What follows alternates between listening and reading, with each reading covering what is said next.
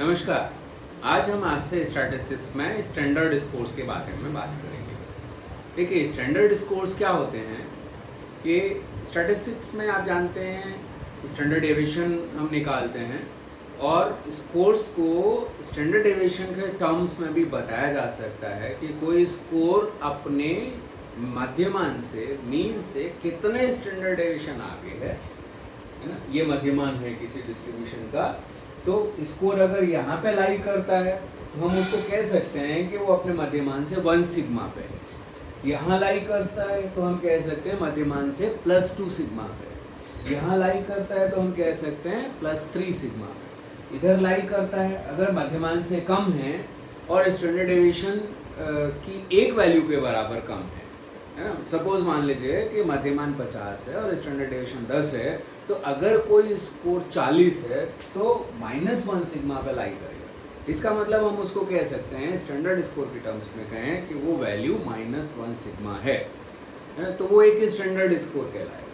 तो standard score का मतलब क्या होता है कि स्कोर को स्टैंडर्ड डेविएशन के टर्म्स में बताना कि कोई स्कोर अपने मध्यमान से मीन से कितने स्टैंडर्ड डेविएशन आगे लाई करता है, कितने स्टैंडर्ड डेविएशन पहले लाई करता है।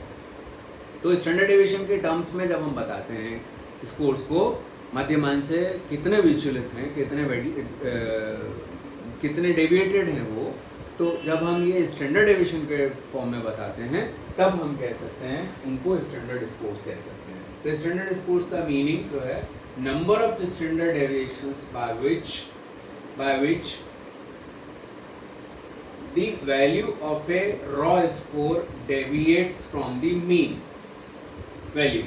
मध्यमान जो है उससे कोई रॉ स्कोर है वो अपने मध्यमान से कितने स्टैंडर्ड डेविएशन के टर्म्स में वेरी करता है, डेविएट करता है, बिलो है, अबव है, ये जब हम बताते हैं तो वो स्टैंडर्ड स्कोर कहलाता है। ये स्टैंडर्ड स्कोर्स कई तरीके से निकाले जा सकते हैं, है ना। स्टैंडर्ड स्कोर जैसे पहला आता है जेड स्कोर, ठीक है। जेड स्कोर एग्जैक्टली यही बताता है कि कोई स्कोर अपने मध्यमान से कितने स्टैंडर्ड डेविएशन आगे या कितने स्टैंडर्ड डेविएशन पीछे है। जेड स्कोर कैसे निकाल सकते हैं? जेड स्कोर निकाला जा सकता है x - m upon standard deviation. मतलब x - m से हमारे पास क्या आ जाएगा? डेविएशन आ जाएगा। d बराबर क्या होता है? x - m होता है। तो x - m डेविएशन आ जाएगा और जब हम इसको स्टैंडर्ड डेविएशन से भाग दे देंगे तो हमारे पास आ जाएगा कि ये डेविएशन स्टैंडर्ड डेविएशन के कितने टाइम्स है। अगर ये माइनस में आएगा, मीन ज़्यादा है, स्कोर कम है, तो इसका मतलब ये मध्यमान से माइनस की तरफ लाई करेगा। अगर स्कोर ज़्यादा है, मीन कम है, तो ये प्लस में वैल्यू आएगी, इसका मतलब इधर लाई करेगी। तो जैसे मान लीजिए अगर किसी डिस्ट्रीब्यूशन में 60 मध्यमान है, ठीक है, और 12 मान लेते हैं या 10 standard deviation, suppose 10 standard deviation, ठीक है, तो अगर कोई स्कोर 70 है ना, तो 70 इसमें से x - m, तो स्कोर हो गया 70। 70 में से जब हम घटाएंगे तो 10/10 बराबर 1 सिग्मा पे ही लाई करेगा। इसका मतलब ये z जो है इसके लिए 1 है। अगर यही 70 के बजाय 72 होता, मान लीजिए 72 होता, तो z की वैल्यू हो जाती है ना, ये 12 हो जाता है और 12 का मतलब 1.2 सिग्मा, ठीक है। अगर ये वैल्यू मान लेते हैं हम 48 रह जाए तो ये -12 हो जाएगा अपॉन 10 = -1.2 सिग्मा। तो ये z स्कोर होता है ना कि -1.2 सिग्मा। या इस तरीके से जब हम वैल्यूज निकाल लेते हैं तो ये हमें बताता है, तो ये जो वैल्यूज हैं कि कोई स्कोर यहाँ से यहाँ लाई कर रहा है, यहाँ लाई कर रहा है, यहाँ लाई कर रहा है, किसी नॉर्मल डिस्ट्रीब्यूशन, अगर इस डिस्ट्रीब्यूशन को नॉर्मल मान लिया जाए तो वो कहाँ पे लाई कर रहा है, ये हम तो z स्कोर हमेशा -3 से लेकर के +3 के बीच में आता है, ज़्यादातर, हमेशा नहीं, सॉरी, ज़्यादातर, क्योंकि इसके बियॉन्ड जाने की संभावनाएं बहुत कम हो जाती है, क्योंकि ज़्यादातर स्कोर मतलब 99.72% cases of a distribution come within ±3 sigma. इसलिए क्योंकि इसके बीच में आ जाते हैं तो ज़्यादातर जो z स्कोर आप अगर कैलकुलेट करते हैं तो अगर वो डिस्ट्रीब्यूशन नॉर्मल है तो प्लस माइनस 3 सिग्मा के बीच में आ जाते हैं, लेकिन ये थ्योरेटिकल है, हमेशा नॉर्मल नहीं होता है डिस्ट्रीब्यूशन, तो इसके बियॉन्ड भी जा सकता है जेड स्कोर, तो ये जरूरी नहीं है कि उतना ही आए। एक नॉर्मल डिस्ट्रीब्यूशन में प्लस माइनस 3 के बीच में ज़्यादातर स्कोर्स आ जाते हैं, इसलिए ये बात कही जाती है कि जेड स्कोर प्लस माइनस 3 के बीच में सामान्यतः मिल जाता है। अब यहाँ प्रॉब्लम क्या आती है जेड स्कोर्स के साथ में, ये वैल्यूज आती हैं, जैसे वैल्यूज आती हैं अगर हम स्कोर्स को जेड स्कोर्स में कन्वर्ट करें तो सारे स्कोर्स कैसे कन्वर्ट होंगे, किसी की वैल्यू आएगी -2.5 सिग्मा, किसी की वैल्यू आएगी 1.23 सिग्मा, किसी की वैल्यू आएगी प्लस 1.25 सिग्मा, है ना, किसी की वैल्यू आएगी 2.27 सिग्मा, किसी की वैल्यू आएगी 0.56 सिग्मा, है ना, किसी की वैल्यू आएगी लाइक दैट, है ना, ये माइनस में आ सकती है, किसी की वैल्यू आएगी 0.27 सिग्मा। अब इन वैल्यूज़ को थोड़ा समझना मुश्किल होता है, तो इन वैल्यूज़ को समझने को सरल बनाने के लिए इनमें एक तरीका निकाला गया कि इनमें से किस तरीके से डेसिमल और माइनस खत्म किए जा सकते हैं, है ना। इसको करने के लिए एक तरीका जो है वो कहलाता है टी स्कोर, कि जो भी z आया, ठीक है, z आया है उसको अगर प्लस माइनस 10z से निकाल दें, ये इस जो भी z आया उसको अगर ये फॉर्मूले से हम कन्वर्ट कर दें तो सारी वैल्यूज प्लस में कन्वर्ट हो जाएंगी, है ना, और एक नंबर आ जाएगा। जैसे मान लीजिए z की वैल्यू आ रही है, z इज इक्वल टू आया -1.35 सिग्मा, ये आया, ठीक है, z की वैल्यू मान लेते हैं माइनस ये आ रही। इसको थोड़ा सा समझना आसान है, जब हम इसको t में कन्वर्ट करेंगे तो t बराबर क्या हो जाएगा 50 प्लस 10z, तो 50 प्लस 10 और z की वैल्यू 1.35, तो इसका मतलब ये हो गया 50 प्लस, इसको मल्टीप्लाई कर देंगे तो 13.5, इसका मतलब 63.5। अब हमारे पास एक थोड़ा साइज भी बढ़ गया, मतलब डेसिमल में जो 1.35 था उसको कन्वर्ट करके किसमें चेंज कर दिया हमने 63.5 में, ठीक है। बात वही है, हमने यहाँ पे क्या फॉर्मूला लगा दिया t इज इक्वल टू, यहाँ पे ये अज्यूम कर लिया कि 50 मीन और 10 स्टैंडर्ड डेविएशन है, तो z को अगर हम इस बेसिस पे कन्वर्ट करते हैं तो ये z यहाँ पे ये स्कोर के तौर पे कन्वर्ट हो जाएगा, तो z को t में कन्वर्ट किया जा सकता है 50 प्लस 10z में करके। अच्छा, अब और भी c स्कोर और स्टेनाइन स्कोर्स, अभी देखिए z स्कोर में जो स्कोर्स का डिस्ट्रीब्यूशन होता है वो कितने में होता है -3 से लेकर के +3 के बीच में, है ना। तो यहाँ पे 6 ग्रुप्स बने हुए हैं कि ये लाइक दैट, है ना, कि z स्कोर कितना हो सकता है ना, -1 से 0 के बीच, 0 से -1 हो सकता है, -1 से -2 हो सकता है, -3 से -2 से -3 के बीच में हो सकता है ना। तो ये देखिए आप, ये 6 हिस्सों में इसमें हमने z स्कोर में बांटा हुआ, 1 2 3 4 5 6, और इसके बियॉन्ड अगर कुछ केसेस आते हैं तो ये 7 और 8 हिस्से हो सकते हैं, इधर का भी हमने मान लें तो ये हो सकते हैं। इसी तरीके से सी स्कोर में हम क्या करते हैं कि जो स्कोर्स हैं उनको 11 कैटेगरीज में बांट देते हैं। देखिए 1 1 2 3 4 5 6 7 8 9 10 और ये 0 भी है 11, तो 11 कैटेगरीज में बांट देते हैं सी स्कोर में। सी स्कोर का मतलब क्या होता है, यहाँ पे देखिए आपने ये देखा कि -2 सिग्मा से ये 0 -1 -2 -3, 0 -1 +1 +2 +3 सिग्मा, ये तो z स्कोर के लिए हो गया। सी स्कोर के लिए क्या करते हैं कि डिवीजन ऐसे करते हैं, 0 से जो वाला ग्रुप है ना, जो मध्यमान पर ही स्कोर आ रहे हैं वो 0 सिग्मा कहलाएंगे, ठीक है, और वो थोड़े से उससे ज़्यादा थोड़े से उससे कम, मतलब जो 0.25 सिग्मा तक आ रहे हैं और इधर -0.25 सिग्मा तक आ रहे हैं, उसको एक वर्ग बना दिया, वो कहलाएगा 5C। सी स्कोर के तौर पे हम उसको कहेंगे 5, है ना, 5 है वो सी स्कोर। 0.25 से 0.75 सिग्मा तक जाएगा वो कहलाएगा 6। 0.75 से 1.25 तक जाएगा वो 7 कहलाएगा। और इसी तरीके से देखिए 0.5 सिग्मा के हमने ब्लॉक्स बना दिए, ये एक 0.5 सिग्मा का ब्लॉक हो गया, है ना, -0.25 से 0.25 तक। इधर ये घटाया तो 0.75 आ गया, 0.5 और घटाया तो ये यहाँ से यहाँ तक की दूरी देखिए आप तो 0.5 सिग्मा के बीच की के बराबर है माइनस 1.25 माइनस 1.75, तो इनके बीच में भी जो डिस्टेंस है 0.5, तो ये 0.5 0.5 0.5 0.5 0.5 सिग्मा के हमने वो बना दिए। अच्छा 2.25 सिग्मा के बाद के जितने केसेस हैं उन सबको उससे पहले के उनको एक कैटेगरी में डाल दिया गया, और 0.25 सिग्मा प्लस के ऊपर के जितने केसेस हैं उनको एक कैटेगरी में डाल दिया गया। वो कहलाएंगे 10:9, है ना, सॉरी 10C, मतलब जो केस 0.25 सिग्मा है ना, अगर इसमें हम देखें जहां पे जैसे 60 मीन है, ठीक है, और 10 स्टैंडर्ड डेविएशन, तो यहां पर अगर हम देखें तो 0.25 सिग्मा का मतलब क्या हुआ, इसको 0.25 से गुणा कर दें अगर तो 25 हो गया, ठीक है, मल्टीप्लाई करने के बाद 60 में अगर आप जोड़ दें तो ये हो गया 85।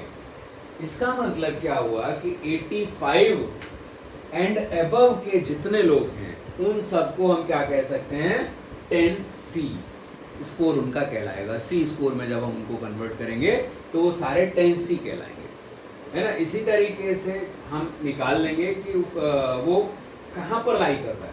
1.75 सिग्मा से 2.25 सिग्मा के बीच में लाई करता है, तो हम उसको 9C कहेंगे, है ना। इसी तरीके से 8C कहलाएगा, 7C कहलाएगा, ठीक है। जो माइनस मतलब अगर स्कोर यहाँ पे जैसे 10 ये है, तो अगर हम 0.25 सिग्मा की इसकी बात करें, 0.25 सिग्मा, तो 0.25 सिग्मा का मतलब क्या हुआ, ये 10 से जब मल्टीप्लाई करेंगे तो 2.5 हो गया।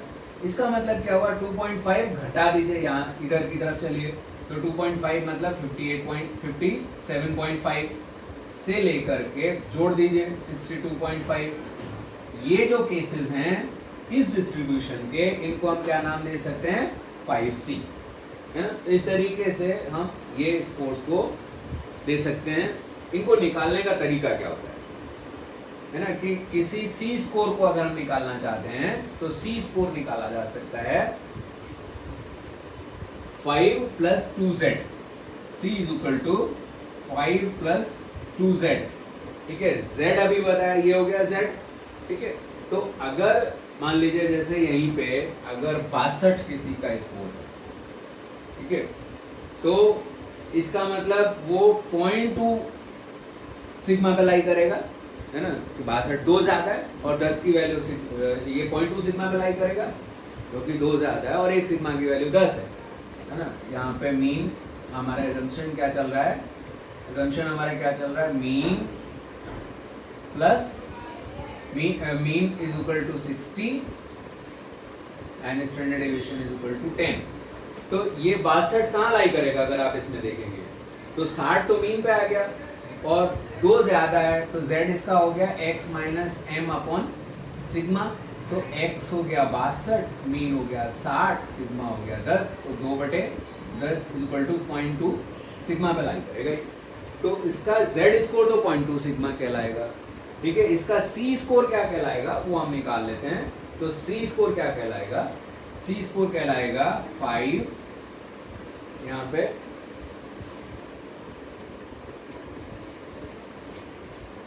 ठीक है, C इसका कहलाएगा C = 5 + 2Z, तो 5 + 2 × 0.2, ठीक है।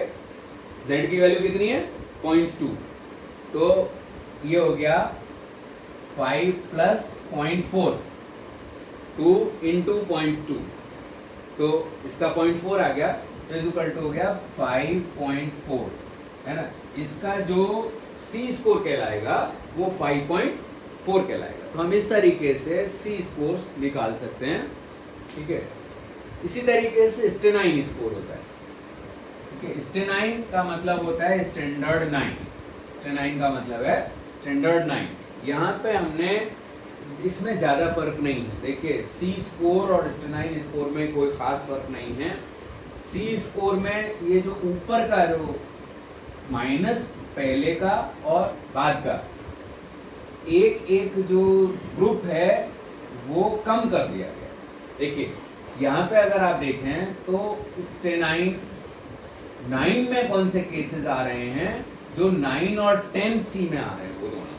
देखिए 0.75 से लेकर के और ऊपर के जितने केसेस हैं वो स्टेनाइन 9 में आ रहे हैं, ठीक है। इसी तरीके से स्टेनाइन 1 में कौन से केसेस आ रहे हैं, 1.75 ये वाले 1.75 से नीचे के केसेस। तो यहाँ पे ये वाले केसेस आ गए और ये वाले केसेस आ गए। तो इसका मतलब 1 सी स्कोर वाले जो केसेस हैं, जो कैटेगरी है, और 0 सी स्कोर वाले जो कैटेगरी है, उसको हमने इसमें 1:9 में शामिल कर दिया। इसी तरीके से 9 और 10 वाली जो कैटेगरी है सी स्कोर की, उसको हमने 9:9 में शामिल कर दिया। इसको निकालने का तरीका क्या होता है, अगर आपके पास रॉ स्कोर है तो पहले उसका Z निकाल लीजिए, और Z निकालने के बाद जब आप Z निकाल लें तो स्टेनाइन में कन्वर्ट करने के लिए 5 + 1.96 Z का फॉर्मूला अगर हम लगा देंगे 5.96 Z। जैसे मान लीजिए मीन 50 है, ठीक है, और स्टैंडर्ड डेविएशन 10 है, ठीक है। ऐसे में अगर मान लीजिए हम 65 के स्कोर को कन्वर्ट करना चाहते हैं तो Z क्या हो गया, x - m Z = x - m upon standard deviation. तो Z की वैल्यू है, x की value 65 minus mean 50 upon standard deviation 10, तो 15/10 बराबर 1.5 सिग्मा। स्टैंडर्ड स्कोर में तो इसकी वैल्यू 1.5 सिग्मा यहाँ पे लाई करें। जब हम स्टेनाइन में कन्वर्ट करेंगे तो कितने स्टेनाइन ये कहलाएगा, तो 5 + 1.96 × 1.5। तो इससे जो भी वैल्यू आएगी उसको कैलकुलेट कर लीजिए, ठीक है। यहाँ पे क्योंकि कैलकुलेशन में काफ़ी टाइम लगता है तो इसलिए इसको कैलकुलेट कर लीजिए, जो वैल्यू आएगी वो स्टेनाइन वैल्यू इसके लिए हो जाएगी। इस प्रकार से हम स्टेनाइन स्कोर्स निकाल सकते हैं, ठीक है। कैलकुलेट करके दिखाना है तो हम ये कर सकते हैं कि यहाँ पे आसान हो जाएगा थोड़ा सा। अगर हम ये जो स्कोर है उसको 60 ले लें, ठीक है, तो 60 लेने पे ये 10 आ जाएगा तो बराबर 1 सिग्मा हो जाएगा, ठीक है। तो अगर हम इसको 1 से मल्टीप्लाई करते हैं तो इसका मतलब क्या हुआ, मल्टीप्लाई करने के बाद 5 प्लस मल्टीप्लाई करने पे 1.96 ही आएगा, और 1.96 का मतलब 6.96 स्टेनाइन स्कोर। ये क्या कहलाएगा, 6.96 स्टेनाइन।